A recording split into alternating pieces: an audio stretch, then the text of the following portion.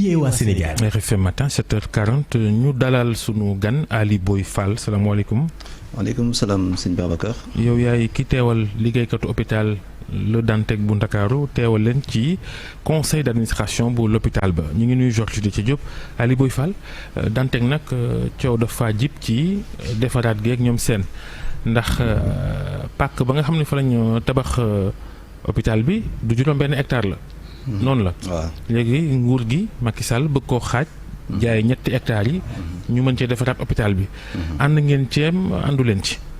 waaw Babacar dañ lay remercier di la nuyu aussi Georges Déthié donc di profiter aussi occasion bi di nuyu say téléspectateurs de RFM matin donc di nuyu aussi l'ensemble du personnel de l'hôpital Aristide dans sa globalité donc di leen remercier bu baax. donc di la remercier aussi par rapport ak invitation bi donc laaj bi dafa am solo parce que déggoon nañ ko parce que le président moo amoon yéene tabaxat hôpital Dantec il l'a annoncé depuis Touba wax ne tabaxat hôpital Dantec bi donc bu ñu ñëwee la fois passée mu recevoir benn délégation wax na leen di jaay hôpital bi benn partie bi 3 hectares pour tabaxaat ko donc loolu ñun bi ñuy taxaw di wax naan proposition boobu ànd nañu si noonu parce que lu tax ñu naan ànd na si parce que am na beneen proposition yoo xamante ne boo nañ ko mën a def pour tabax hôpital parce que état bu bëggee tabax xam na fu muy jaar pour tabax parce que d'autant plus que assisté nañ ay pas mal de financement yoo xamante ne pas mal de projets état bi réussir na ko sans autant que mu jaay dara donc bu ñu xëyee suba dégg lu mel noonu daf ñuy xaw a jaaxal moo tax ñu ci doon yëglu pour mën ci taxaw pour que état bi bu bëggee tabax am na feneen fu muy jaar parce que y a d'autres modèles de financement yoo xam ne qui nous permettent de financer le projet de reconstruction de l'hôpital xam naa bu ñu si demee si biir débat dañ si gën a waaw loolu dafa nuroog lu yomb ci gis-gisu ñu bëri dafa yomb nga war a tabax ne xaaral ma xaaj jaay suuf si ngir tabax noonu la waaw effectivement parce que loolu boo ko déggee sax dafa lay xaw a tiital tuuti parce que lu toll ni hôpital état ak moyens yu mu am yëpp ñu assister mu defar ay stade defar lu nekk donc lu toll ni hôpital mu ne il faut te lu si ko xaw a doy waar. tabaxal RTS taax bu bees. war cee def 33 milliards. effectivement d'autant plus que boo xoolee hôpitaux yi ñu defaraat yëpp wala ñu tabaxaat seul Dantec ngay dégg ne dañu war a jaay pour tabaxal ko donc loolu xel na tey na si tuuti. donc te pourtant am nañu ay partenaires yoo xam te war nañu mën a pare nañ pour financer la totalité du projet sans autant que ñuy jaay.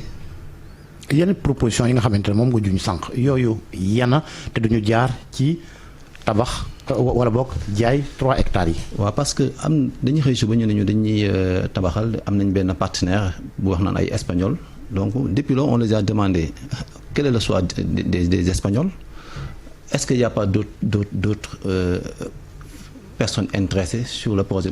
Effectivement, il y a des gens yoo xamante ne des partenaires que ce soit sénégalais que ce soit étrangers qui sont intéressés pour reconstruire l'hôpital dans le cadre du partenariat public-privé.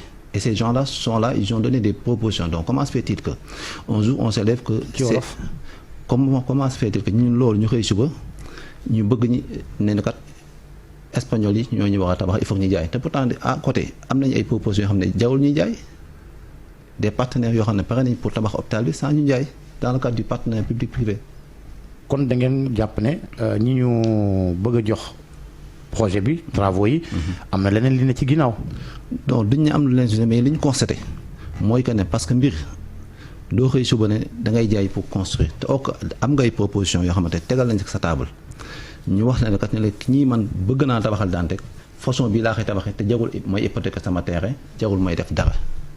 te loolu moo tax ñuy alerter le président de la République pour que ñu koy jox des fois la bonne information par rapport à si tabaxaat Dantec bi parce que dafay nar a indi ay yeneen yoo xamante ne ay coow loo xamante ne jaru ko surtout lu toll ni hôpital Dantec ak hôpital Dantec lu muy représenté. au niveau national mais aussi au niveau de la sous-région. léegi suuf soosu suñu Macky Sall bëgg a jaay moo gouvernement am ngir nee na xaalis bañ cay jëlee ñu tabaxee ko hôpital bi xaaj pàkk bi. loolu ñu bëgg a jaay hôpital bi da ko soxla wala soxlawu ko. hôpital da ko soxla parce que boo xoolee Dantec bokk na si ñi nga xam ne ñoo njëkk a def projet d'établissement def projet d'établissement def aussi projet architectural boo xoolee le président de la République ñëw na ko inauguré ko depuis 2012 boo xoolee bokk na si plan Sénégal émergent les projets phares yi nga xam ne moom la Sénégal jëloon yóbbu ko bitim réew. te projet yooyu daf def une validation nationale et internationale boo xoolee Banque mondiale da ko classé sur les 6 meilleurs projets en Afrique le projet de Dantec donc comment se fait-il que loolu imagine fi le président moo ñëw inauguré suñu projet def ñu ay promesses mu bokk ci plan Sénégal émergent am ay partenaires financiers ñu ñëw taxaw donc ñu xëy suba bëgg a changer carrément ce modèle de financement ce modèle bi nga xam ne moom la tabax hôpital bi donc loolu daf ñuy jaaxal. loolu tax ma laaj bi parce que xam naa hôpital Fann ñàkkul ni moo ëpp hôpital Dantec. ci wàllu suuf mais Fann li muy yaatu yëpp. dafay tax ñu mën fa tabax yeneen. gis nga li professeur Seydi jiite loolu tax bu bees la. ñu tabax ko fa am na yeneen structure yu fa nekk ay Hôtel de Malte ay hôpital Albert Royer yëpp ci biir Fann la nekk ndax suuf sa yaatu na. est-ce que Dantec yaatuwaay boobu ay at a ngi nii tabaxuñ fa dara. est-ce que ma baamtu ko hôpital bi soxla na ko am soxlawu ko. hôpital bi da ko soxla parce que boo xoolee exemple ndaw laa lay jox si mbas mi passé dañuy hôpitaux yi dañuy fees ba ñuy dem di wuti ay hangars ainsi de suite mais ñun projet bi ñu am pour yeesal ko mooy que ne dañuy tabax hôpital bi si 4 hectares yi 2 hectares yi nekk ñu tabax ko benn kii boo xam dafay jumelé si hôpital bi dafay sës si hôpital bi de ce fait que. parking bi ñuy defaraat à côté day permettre que bu amee urgence wala mu am loo xamante ne mën nañu ko transformer en hôpital d'urgence parce que santé day dox dafay évoluer donc doo xañ sa bopp li nga xamante ne ëllëg mën nga ko soxla ëllëg Dantec dafa soxla espace boobu pour que mën a installer wu carrément si wàllu lu muy représenter au niveau sous-régional lu muy représenter au niveau national par rapport à la formation au niveau de l'université de Dakar. donc espace boobu lu ñu soxla la donc jarul ñu koy jaay parce que le projet qu'on a peut couvrir la totalité. est-ce que yéen liggéeykat yi ak fajkat yëpp déggoo ngeen ci seeni position bii nii. waaw parce que boo xoolee pour jot pour ne la preuve démb ça fait 2 jours on était en séminaire pour waxtaanaat si li nga xamante moom la ñuy proposer mais le constat en est que li ñuy proposer dëppoo la ñun suñuy bëgg-bëgg parce que booy defar hôpital def projet architectural dafay dëppoo le projet médical da koy mën a adapté et le constat qu'on a fait lu ñu proposé dëppoo la ñun suñuy bëgg-bëgg te président ne woon dem leen ngeen waxtaan ak waa hôpital ba lu ñu bëgg ngeen defal leen loolu te boobu ba léegi ñëwuñu gisee defar hôpital pour waxtaan pour jënd soxla xalaatu hôpital bi. su ma posé question bi c'est parce que y a des gens yi nga xamante ne par rapport à reconstruction bi ñoom leneen la ñu gis toxal hôpital bi waaw non loolu moom parce que dañu dugg ci cadre boobu parce que ku nekk ak ñi ngay gisee mais la majorité ñi fa nekk ñëpp ñooñu ngay wax tey ñu woon ci séminaire bi di waxtaan ànd ak nekkandoo waxandoo benn kàddu ci lañ dañu war a tabaxat. mais ñooñu aussi ci commission médicale d'établissement bi lañ bokk. waaw moo tax ma ne ñoom il plaide pour que ñu délocaliser même hôpital bi. moo tax ma ne la actuellement démb on était en séminaire pour valider le projet global waxtaan nañu ñëpp ba juboo ko dañu war a tabaxat hôpital bi bu ñu koy tabaxaat ci nii lañ koy tabaxee ci anam bi loolu on était en séminaire de 2 jours fii ci côté Mermoz bi. li Georges di wax bu ñu fàttali ko Laye Wade. mi jiitu Macky Sall. ci boppu réew mi moom tuxal hôpital bi la bëggoon jaay suuf sa wala bokk nit ñi amoon ci njort ne gaañ dañ ci bëgg a laxas jaan jëfandikoo suuf sa defal ko seen bopp nee ñu ndax jamono jooju ñi ëpp ñiy jëfandikoo hôpital Dantec dëkkuñ sax Dakar ñi ngi jógee Pikine Guédiawaye Kër Massar wala jógee ci yeneen régions yi wala jógee ci yeneen réew yu dend ak Sénégal mais Macky moom daane da koy xaaj diggante tuxal beeg xaaj bi ban moo gën xaaj jaay wala. loolu moo gën ñu bañ a jaay tabaxaat hôpital bi boobu moo gën.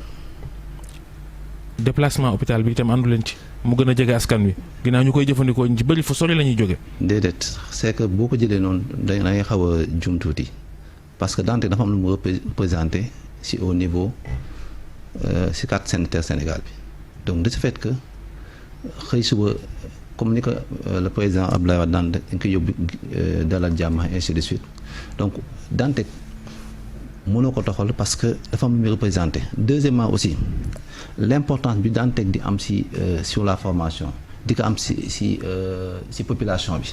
loolu kay mën nañu ko defee fu ne. déet loolu koy bu doon loolu hôpitaux yi am nañ ci région yi la moo tax nit ñi di ñëw fii. emplacement géographique bi ban solo la am ci njàngale meek dafa plan universitaire. emplacement géographique bi parce que Dantec non seulement c'est quelque chose d'historique non seulement dafa am importance si wàllu emplacement géographique si wàllu université de Dakar si wàllu formation parce que Dantec lu muy former si wàllu gisuma benn ko koy accompagner université si wàllu formation si wàllu métier bi.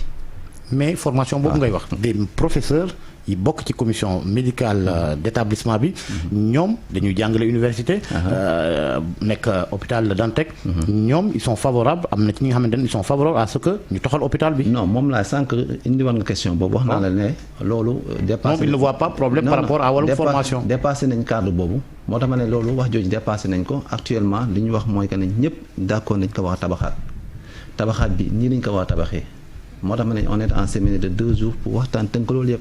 léegi bu nguur gi soobee defaraat gi moom. loolu mooy paj mi day dakk ci hôpital bi.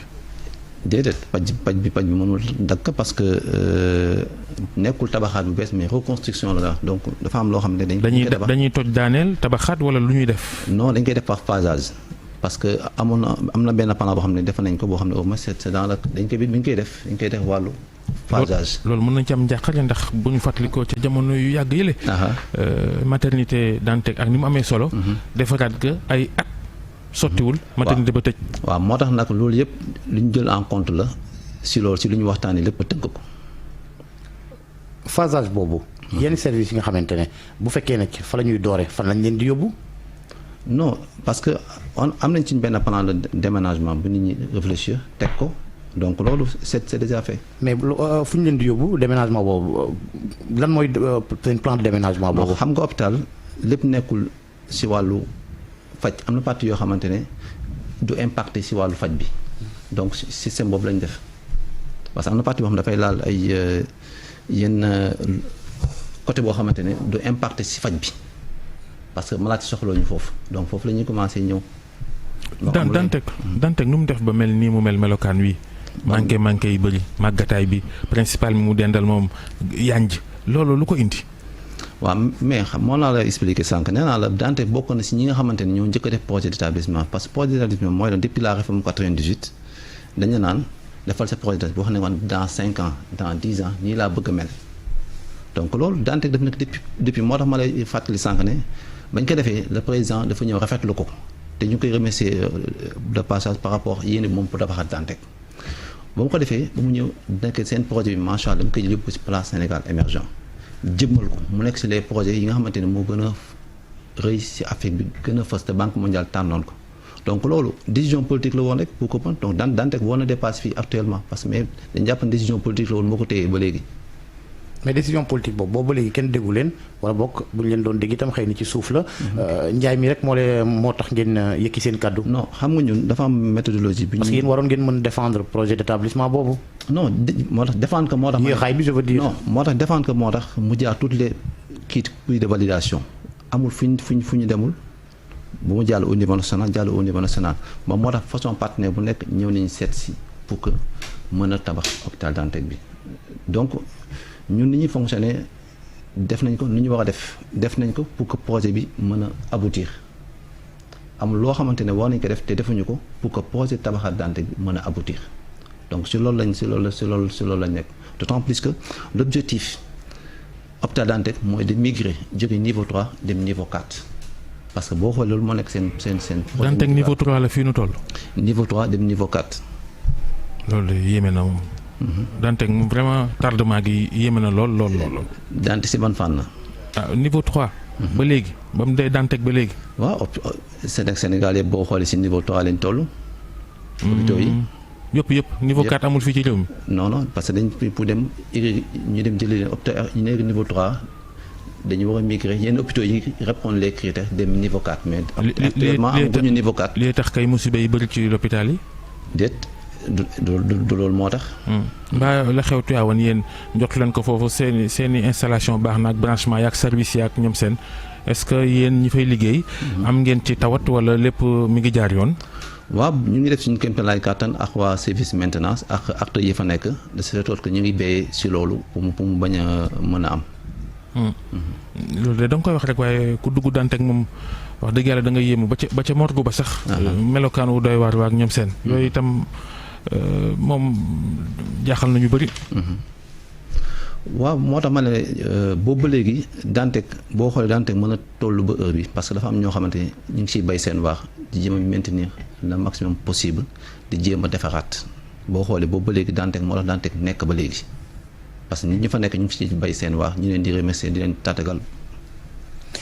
On sait que dernier délai pour soumission bi 30 juin la travaux yi war a démarrer septembre on a l'impression que kilifa yi dégluñu leen ci seen i jàmbat.